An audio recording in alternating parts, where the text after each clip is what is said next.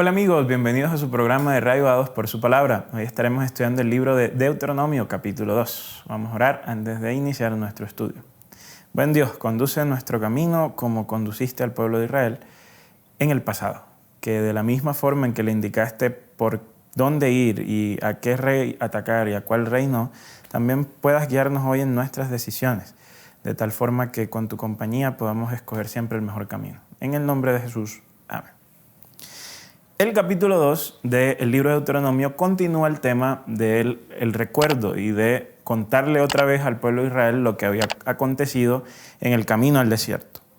El capítulo 1 nos deja en el punto donde el pueblo de Israel, la primera generación, es derrotada en su intento de conquistar a Canaán sin la presencia de Dios.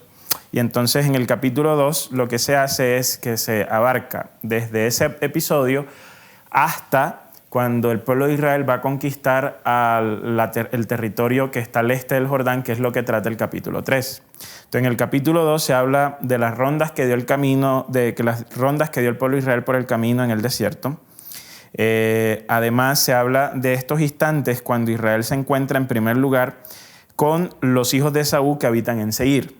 Allí Dios les dice y les indica al pueblo de Israel que ellos no deben atacarlos porque Dios no les va a entregar esa porción de la tierra. Entonces el texto dice que los hijos de Esaú, los israelitas no tienen nada que ver con ellos. Luego dice que pasan por el camino a Moab, o al menos el camino del desierto de Moab, versículo 8. Entonces en el 9 dice el Señor, no molesten a Moab. ¿Por qué? Porque bueno, ellos están relacionados con Lot, entonces tampoco los molesten porque yo no les voy a dar esa tierra. El texto sigue avanzando y lo que hace es que va nombrando distintos pueblos por donde Israel pasó, y entonces Dios les decía al pueblo de Israel si ellos debían o no debían atacar, ¿no? Estos sitios. Hacia el final del texto se nos habla de Sehón, versículo 30, Sehón, rey de Hesbón, que no quiso dejarnos pasar por su tierra, porque el plan y lo que Dios usualmente le decía al pueblo de Israel era que al encontrarse con determinados reyes debían decirle, mira, yo voy a pasar por tu territorio, yo voy a pagar el pan, voy a pagarme el agua, o sea, yo simplemente quiero pasar, no te voy a atacar. En algún video del libro de Números decíamos que, si bien es cierto, nosotros estamos leyendo esto desde la perspectiva de Dios y de Moisés, por un momento, si tú te pones en el lugar del rey, por ejemplo, el rey Hesbón, nos vamos a encontrar con una realidad. Tú no vas a dejar que 2 millones de personas pasen por tu territorio sabiendo que en cualquier momento ellos puedan atacarte y pueden conquistarte. Ellos te van a decir, no, nuestro Dios no nos va a dar esta tierra, pero si tú eres ese rey, ¿confiarías en esa persona? En cualquiera que llegase y te dijese, mira, yo quiero a quedarme en tu casa, yo no te voy a robar. ¿Tú confiarías en una persona así? Entonces, claro, esto obviamente conduce a lo que dice el versículo 30. Cuando Sehón, rey de Hesbón, no quiso dejar al pueblo de Israel, pues bueno, en el texto de Deuteronomio se dice que Dios los entrega en las manos de los israelitas y los israelitas lo que hacen es conquistar esta tierra. Entonces, básicamente, Deuteronomio capítulo 2 es un recuerdo de todo lo que, como decíamos, ocurrió en el libro de Números, especialmente el encuentro del pueblo israelita con estas naciones que no eran propiamente naciones cananeas, pero que los israelitas terminaron conquistando su territorio y que ellos, después de conquistar su territorio, terminan asentándose allí. Esto es importante por 2 razones. Uno, el texto nos da, desde un punto de vista un poco teórico, quizás no tan práctico, por así decirlo, más teológico, las personas que van a leer estos escritos tiempo después de que son compuestos, se van a preguntar y van a decir, bueno, ¿por qué el pueblo de Israel terminó al este del Jordán si se supone que Dios los había llevado a que conquistaran el oeste del Jordán?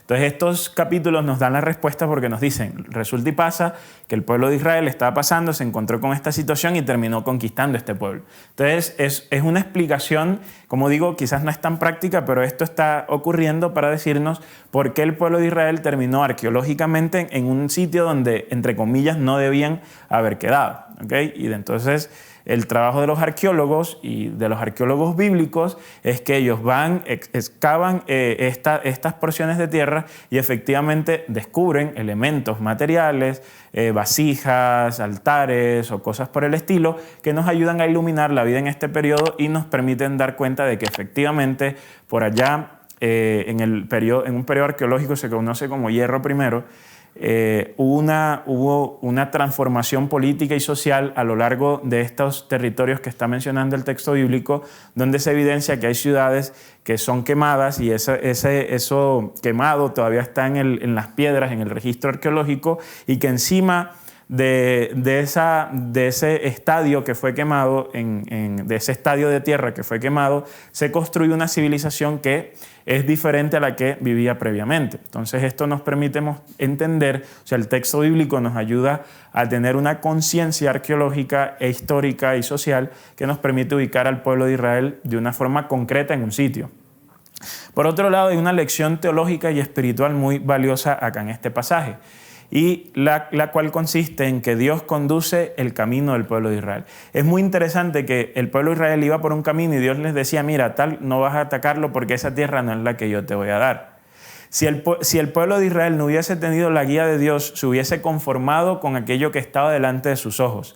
Y por no saber esperar, quizás hubiese conquistado una tierra que no era tan buena como la que Dios le tenía preparado a él, o a todo el pueblo. Creo que aquí hay una poderosa lección para nosotros, porque en cierta forma a veces nos pasa como el pueblo de Israel. Vamos caminando por la vida y a veces queremos, y por las decisiones que tomamos, queremos y asumimos que lo mejor es aquello que es inmediato, es aquello que está frente a nuestros ojos. En el caso de Israel se encontraron con los hijos de Esaú en Seir y ellos pensaron, oh, esta es la tierra que quizás Dios nos ha prometido, y Dios les dice, no, esto no es, sigue avanzando.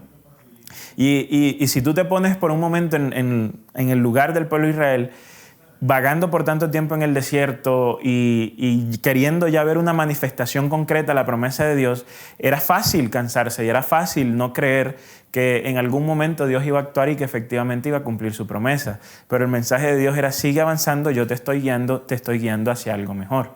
Entonces, pensemos por un momento en nuestra vida y quizás pensemos en el camino que tenemos por delante, en el cómo vivimos. Porque, como decía, a veces queremos conformarnos y creemos que la voluntad de Dios es aquello que está inmediato frente a nuestros ojos, pero Dios tiene algo mucho mejor para nosotros y sencillamente tenemos que seguir caminando y seguir avanzando. Pero esto solo será posible cuando tenemos a Dios presente en las decisiones que tomamos. Yo aquí quiero volver a insistir en que el que toma las decisiones no es Dios. Los que tomamos las decisiones somos nosotros. Pero el secreto está, o el punto clave está, en pedirle a Dios su ayuda, su presencia y su compañía para nosotros tomar entonces la mejor decisión. Es decir, Dios tiene una multiplicidad de caminos para cada uno de nosotros. Y Él no nos obliga a que nosotros sigamos X, Y, Z, W o cualquier camino que Él haya podido concebir. Él no obliga a nadie. Pero el punto está en que nosotros debemos caminar con Dios, ¿cierto? Debemos acostumbrarnos a estar con Él, de tal forma que cuando tomemos una decisión, esa decisión sea en el camino que Dios ha pensado para nosotros. Porque lo que Dios ha pensado para nosotros siempre será mucho mejor de lo que yo he pensado para mí mismo. De esta forma, garantizo que al tener a Dios en mi camino y al invitarlo a que juntos tomemos una decisión frente a los pasos que debamos a dar, siempre apuntemos a lo mejor y no simplemente a lo inmediato. Porque a veces lo inmediato, aunque parece lo mejor, termina no siéndolo. Esto aplica a cualquier área de la vida, puede aplicar a un trabajo, puede aplicar a una relación sentimental, puede aplicar a un gran proyecto que estás por emprender en el futuro. Pero el secreto está, al menos el texto no lo refleja, es en que Dios esté contigo y que Él te ayude a decidir. Que cualquier decisión que tomes hoy pueda estar encaminada a seguir en los pasos del plan de Dios para ti.